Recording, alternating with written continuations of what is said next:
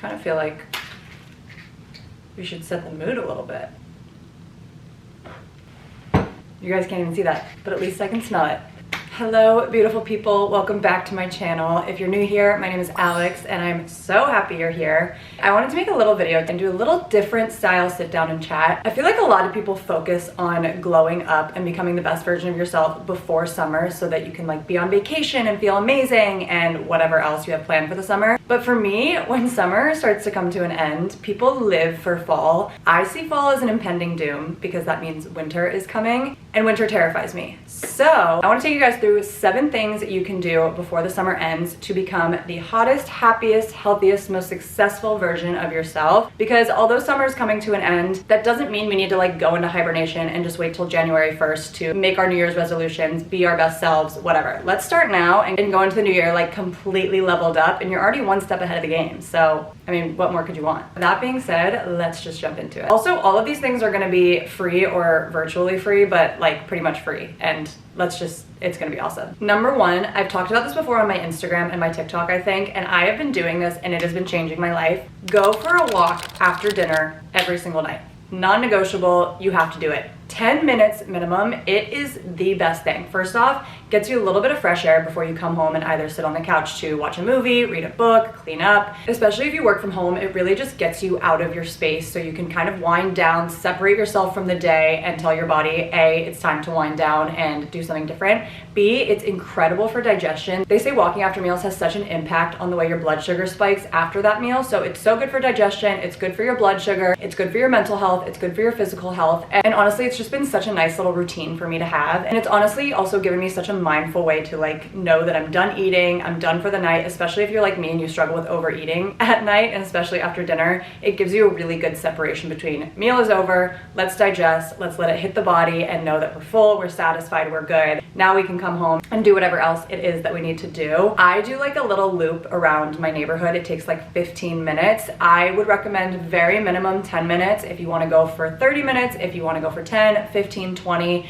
Bring your partner with you, bring your dog with you, bring your roommate with you. It is just such an amazing game changer. And I'm telling you, if you do this every single day, anywhere between 1 week to 4 weeks, you will notice a change in your sleep, in your happiness, in your digestion, in your bloating. You'll wake up feeling so much better and so much more rejuvenated because the food has had time to digest before you fall asleep. If you don't know, this is something I struggle with and Jack is actually really good about, but if you eat right before bed, it really impacts your sleep because basically your body is working to digest that food while it should be resting.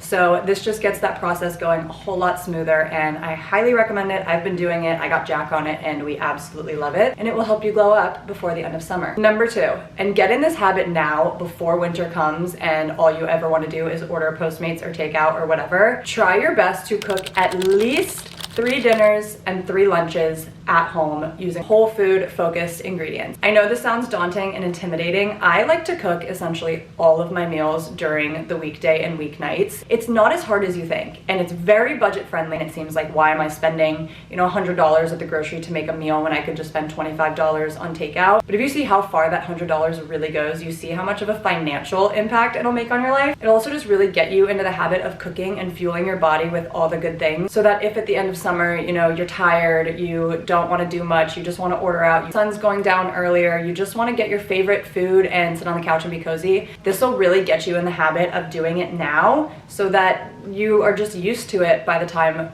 fall and winter come. I also definitely recommend with this, like meal prepping ingredients. You definitely don't have to meal prep entire meals because I know that can get so repetitive and boring, but I've talked about this before. Prepping ingredients prior to the week makes life so much easier. Chopping your raw veggies, roasting some potatoes, pre-cooking your rice, whatever it is, so that you can assemble things in different ways to make different meals using the same ingredients, so that A, it's more time efficient, B, it's more cost efficient, and C, it just makes your life so much easier and takes that like stress of the choice out. But for me, I also love just being creative in the kitchen and cooking different things in the different weeks. I think it really gives me an awesome creative outlet. And if you're someone that's so terrified by the kitchen, I promise it's not that hard, it's not intimidating, and it's just a new hobby for you to tackle and a new skill for you to gain and something fun. I really love finding new recipes to try, throwing in different spices, trying new things. Like, I find it so important. as we get older and more busy with our outside life to have hobbies that fuel us and things that push us to be better. So if you've always been intimidated by the kitchen, or you're just someone who automatically orders takeout, never cooks, whatever,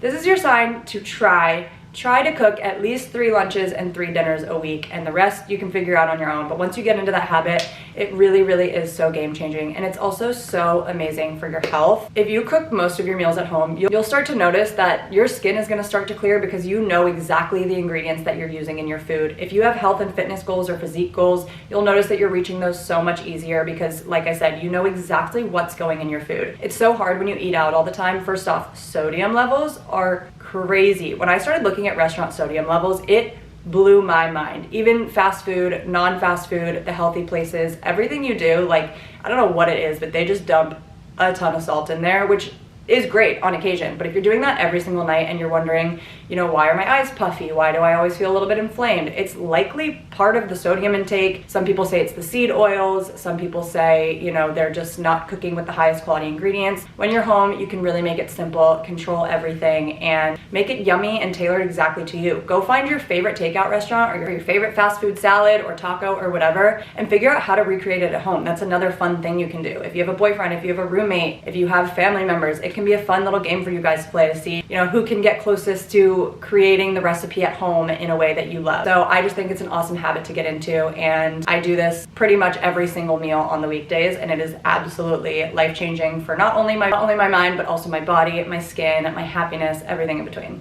Number 3, this one is gonna be a game changer, and this might be harder to start, but bear with me and just try it. Do not drink coffee until after at least an hour of being awake, and non-negotiable after food. It is crazy. Everyone that asks me, how did you heal your chronic bloating? How did you stop the bloating? How did you stop the hormonal changes, the da-da-da-da? I stopped drinking coffee right when I wake up on an empty stomach. It wrecks your gut lining. If you are constantly bloated, burping, don't know why you're not digesting well, and you drink coffee on an empty stomach, that right there is gonna be my biggest red flag for you. Not only that, it's gonna give you that caffeine spike for like 10 seconds and then you're gonna crash. You have nothing in your system to allow that caffeine to kind of give you a slow, long release. Also, when you wake up, your cortisol is at its highest. And I know that cortisol gets a bad rep, but it's actually really good for you in the morning and during the day. It's what gives you energy. It's what gets you ready for the day. If you wake up and immediately drink coffee, you are just completely putting your hormones out of balance. It's gonna throw everything off, and you wanna give your body some time to wake up, clear out the adenosine, rise the cortisol, kind of let your body do its own natural caffeination and waking up processes before just throwing in the caffeine and hoping it gives you that boost. I really recommend not drinking coffee within an hour of waking up, and if you can't do that, at least eat something before. I'm someone who was never hungry in the mornings. I'm still not a huge breakfast girl, but I always make sure to get something small in. And everyone asks me, you know, what can I eat before my coffee? I'm not hungry. It's so early. Make an energy bite. Eat a banana with peanut butter. Eat a rice cake with cottage cheese. Eat a piece of toast. Whatever you have to do, get something in, preferably something that has carbs and fats, so that it allows for that slow release of the caffeine and it's not just ripping your stomach and your gut lining to shreds. But this is seriously such a game changer for me. Also, if you struggle with hormonal acne, cystic acne, this will really help regulate your hormones, help your skin feel better, help you be less tired throughout the day, help you wake up more refreshed, and overall, it will just absolutely change everything and help you glow from within and outside. And it's all just amazing. I feel like I'm really rambling and not getting my words out. It's early this morning and I think my brain is like half on. Anyway, okay, number 4, and I love this one. Compliment a stranger once a day. That's it. This doesn't cost money. This isn't something you have to do to go out of your way, spend a bunch of time doing. Compliment a stranger once a day. And there are so many reasons I find this important. A, it gets you out of your comfort zone. It's pushing you to do something that maybe is a little bit scary. If you're someone who is terrible at talking to strangers, customer service, calling your doctor on the phone, whatever it may be, this will A, push you to get out of your comfort zone, be a more bold, direct person, and B, when you give a compliment to a stranger, it is the best feeling. Like, think about if you've ever been complimented by a stranger. It it makes your entire day because they owe you nothing. There is no reason for the stranger to be complimenting you other than the fact that they genuinely want to give you this compliment. If you do that for someone else, you feel so good inside as well. I honestly sometimes like giving the compliment way more than I like getting the compliment because just seeing someone's face light up, you don't know what's going on in their day. You don't know if they could be having the worst day of their life and really just needed that little boost from a stranger. Or maybe you compliment a stranger and you start talking and it becomes a new friend of yours. Or maybe they give you a recommendation on where they got that top or why their skin looks so good or where they're going or whatever. I think complimenting a stranger once a day is something that everyone in the world should do. But especially if you struggle with mental health, if you struggle with self-confidence, it is such a game changer. And go make someone else's day and it will just make your day back in return. I think putting good energy out into the world is a great way to tell the world you're ready to receive that good energy right back. And you're not doing it to, try to manipulate karma. That's not what I'm saying at all. Because I think it also helps you, keep your head out of your phone, look around, look at people's fashion, look at people's demeanor and kind of figure out, okay, you know what? It's not just a me-centered world. There's other people around me. There's other people living and doing what they need to do, going about their day. It really helps you just kind of stop, take a look around, decenter yourself from the world, do something kind for someone else, and just really put good energy out there. If we need one thing in this world, it is good energy and positivity that just ruminates in the atmosphere and in the universe. And I just really, really believe that we should be uplifting one another and doing what we can to kind of band together and make sure that we're supporting one another. Like, let's all love each other. Why not? And please comment and tell me what stranger you complimented and why you complimented them and how it went, because I'm really curious to know. I'd really love for you guys to do this because I'm gonna challenge myself to do it as well, 100%. Number 5, and this kind of goes back along with the first one, try increasing your step count by 1,000 steps every week to 2 weeks. So let's say I walk an average of 3,000 steps a day. For the next week and a half, I'm gonna try to walk 4,000 steps a day. And I'm gonna do that and make it sustainable, make it small, and make it digestible. But as you do that, you'll start to increase your step count and realize how good walking and moving your body throughout the day feels, especially if you live a sedentary lifestyle, if you work a desk job, if you work from home, if you live in a small apartment, a non-walkable city. It is so easy to be complacent in not moving your body. Just doing, one workout a day and then sitting around for the rest of the day. I've noticed the biggest change in my physical appearance and my mental health when I started walking everywhere. And again, I'm lucky that I live in New York City and I can do that because like when I go home to Florida and we all drive everywhere, definitely much more of a conscious effort. But instead of saying, hey, I need to hit 10,000 steps, just increase it by 1,000 steps every week to 2 weeks so that you can kind of get in the routine of, okay, how can I increase my steps? Maybe in the morning when I wake up, I go for a little 5-minute walk. Okay, maybe during my lunch break, I go for a 10-minute walk. You can kind of figure out the ways that increasing your steps fits into your lifestyle and into your schedule. And I'm such a believer in not going 0 to 100 in anything because I think that that'll just create intimidation, burnout, and overall just kind of push you farther away from your goal. So if you do things in baby steps, it really makes it a whole lot less intimidating. It makes it a lot easier. And moving your body, walking will actually change everything. Make a habit, build these habits now, and everything will just fall into place. And then eventually you can work your way up to 10,000 steps or whatever. 2 more. This one is something I've been doing for years, and if you watch any of my what I eat in a days or anything like that, you'll know. 16 ounces of water right when you wake up before you put anything else in your body, non-negotiable. If you need to add electrolytes to give you some flavor, that's fine, but otherwise 16 ounces of plain water right when you wake up. You are so dehydrated when you go to bed. Think about being asleep for 8 to 10 hours, 6 hours, whatever it is. You've not had any food, any water, nothing. Your body needs the hydration. Your cells are begging for it, intestines are begging for it, your brain is begging for it, your skin is begging for it. Wake up, start drinking that water, preferably not cold water because that kind of shocks the system. Warm water helps your body system processes wake up, know it's time to start going. It also helps front load your water intake. If you're someone that struggles to drink water throughout the day and always find yourself dehydrated, 16 ounces right there, that's done. You're already a quarter of the way through your water goal or whatever it is.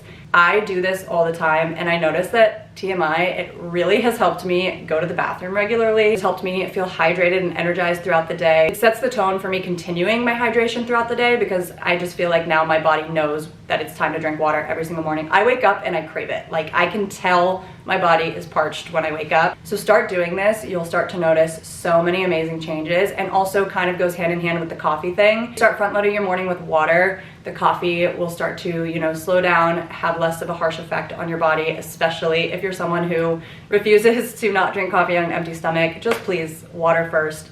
So many reasons. Hydrate your body, hydrate your cells, get some electrolytes in if you need to, and just, let's all hydrate because you really need it year round. Summer, you're sweating a lot, it's hot. Winter, fall, the air is dry and your skin is dry and everything else is dry. So let's just combine it all. Wake up, drink water throughout the day, and just do it. You'll notice a difference, I promise. Okay, number 7, and I made this last because I guess technically this wouldn't be free if you don't already have these things, but wash your face every single night. Whatever your skincare routine is, do it every single night. I don't care if you've gone out drinking, I don't care if it's late, I don't care if you're tired. Wash your dang face at the end of the night. I don't know how people go to bed. This is a no judgment zone, but I'm a little bit judging you because I don't know how people go to bed with makeup on, with a dirty face, whatever. I do not care what I've done. I could be literally hammered and I'm still washing my face. I could do nothing else. I could sleep in my bar clothes, I could sleep with my shoes on, but if I haven't washed my face, I'm like, no, that's not happening. Washing your face before you go to bed is crucial for your skin health, for hygiene, for aging, for everything. And at bare minimum, because this is honestly like what I do most of the time, I wash my face with my favorite cleanser. I have like easily clogged pores, so I use like a foaming gentle face wash and a moisturizer. Those are the only 2 things you need. Like, wash your face and then moisturize it to put some of the hydration in that you just kind of like ripped off all the oils and whatever. You want to put some moisture back in, and especially I learned this at a young age. I have oily skin and I was always like, I don't need moisturizer, my skin's oily enough. If you have oily skin, you need moisturizer more than the people that don't have oily skin, because if you take off all that oil, your body's just going to produce extra oil to make up for it. So give your skin the hydration and the moisturizer from the product rather than your skin overproducing it. So wash your face before you go to bed, moisturize, and if you have a whole 10-step skincare routine, do it if you can. I'm not one of those people. Kudos to you. Couldn't be me. Washing your face before you go to bed. And to be honest, people will probably say wash your face when you wake up too. Little secret from me, I don't wash my face in the mornings. I literally just rinse it with some water and then do some moisturizer or sunscreen or whatever it is. Because I think if I wash my face at night and I didn't really put any, you know, chemical products on it besides like my skincare, and I sleep on my clean pillow, like, I'm fine. But after a long day, if you live in a big city, especially where the air is like a little bit dirty and you've been running around and you've been sweating and you don't know what's been touching your face, the subway air, the grocery store air, wherever you've been, get that shit off. Especially before you put your head down on a clean pillow, get it off your face, moisturize to bring some of that hydration back in and that glow. And if you don't already do this and you do this every single night, you will notice a huge change. I know this was a little bit of a shorter video, and I hope everything here was as cohesively shared with you as it was in my brain, because I feel like I'm word vomiting a little bit today, but bear with me. I need to take lessons from this glow up series too, okay? So if you guys are scared about summer slowly coming to an end, these are things to get you excited for the time to come. And these are things you can be doing before summer comes to an end to set yourself up for an amazing rest of the year. And please let me know if you guys start doing any of these things and what changes have made the biggest impact on you and your life. And please tell me when you complimented a stranger. It'll make my day to see in the comments knowing what you guys have put out into the world and the positive energy that this community is bringing to the people around them. But I love you guys so much. I hope you enjoyed this video. Please let me know what you guys want to see next. And I hope you learned something today. I hope you have a fabulous rest of your summer. I'll obviously see you before summer ends, but if you take away something from this and it makes your life a little bit hotter, happier, healthier, and more successful, whatever it may be that you're looking for. I love you guys so much, and always remember, it's not healthy if it's not bringing you joy. I'll see you guys so soon. Bye.